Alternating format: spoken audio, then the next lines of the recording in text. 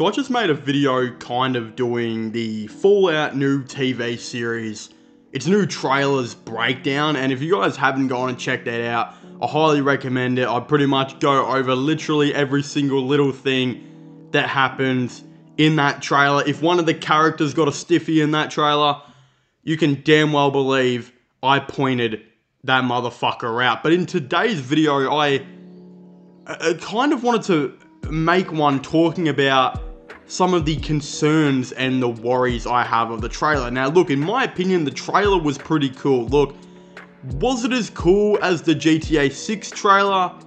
No.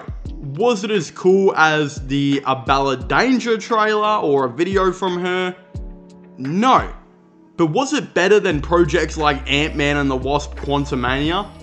Fucking yeah, by a long mile. You know what? That was probably setting the bar a little bit too low. Was it better than the average sex scene? Yes. Right, the trailer was pretty good, but there were, of course, a couple of things that I didn't like in this video, and I decided to search up to see if other people were talking about this, and below and hold, the GOAT of Fallout pretty much, Oxhorn, the man who could arguably sit on my face and wouldn't even need consent, it just would happen, right?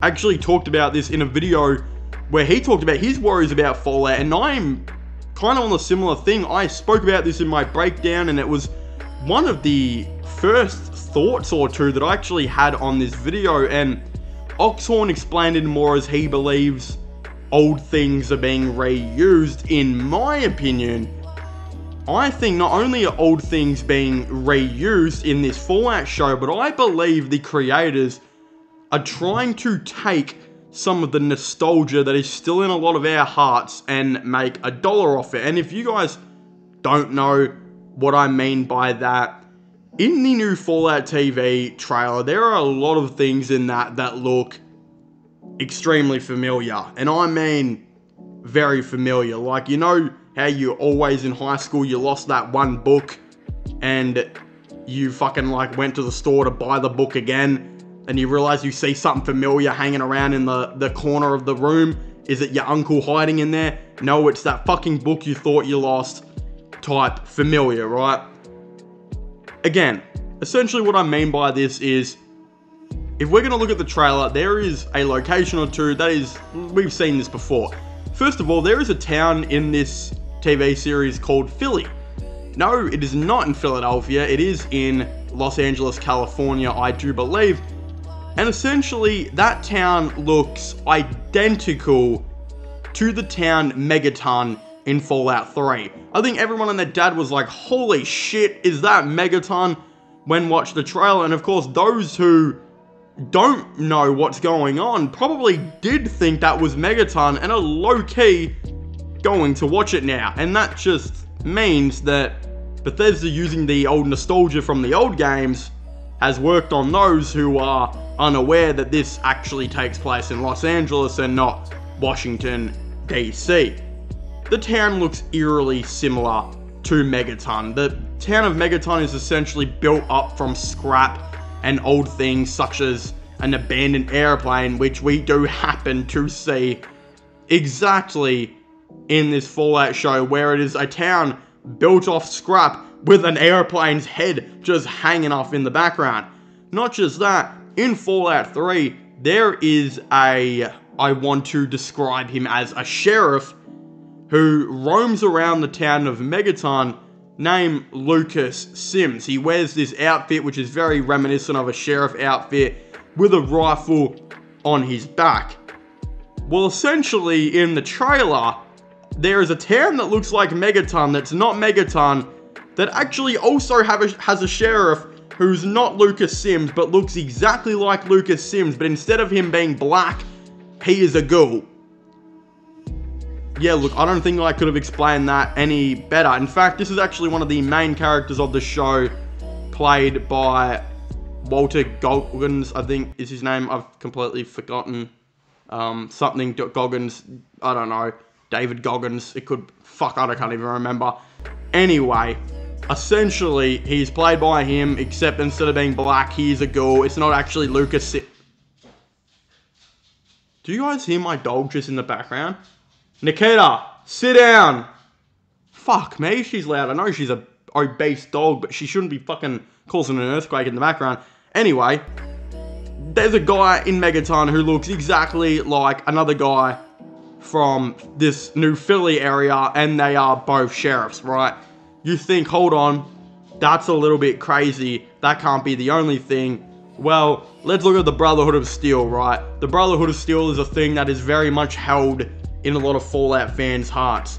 But as Oxhorn mentioned in his video, so this part's more from Oxhorn, because I didn't even, first of all, even really get this, but again, it did remind me that in the Fallout 1 and Fallout 2 lore, the Brotherhood of Steel are not very prominent. In fact, in Fallout 2, they are extremely weak in Los Angeles. The faction of the Brotherhood of Steel is not even a quarter, I believe, of what the Brotherhood of Steel are in Fallout 3, and not even probably a 64th of what they are in Fallout 4. But in the trailer, the Brotherhood of Steel are very prominent, and the Prydwen is back!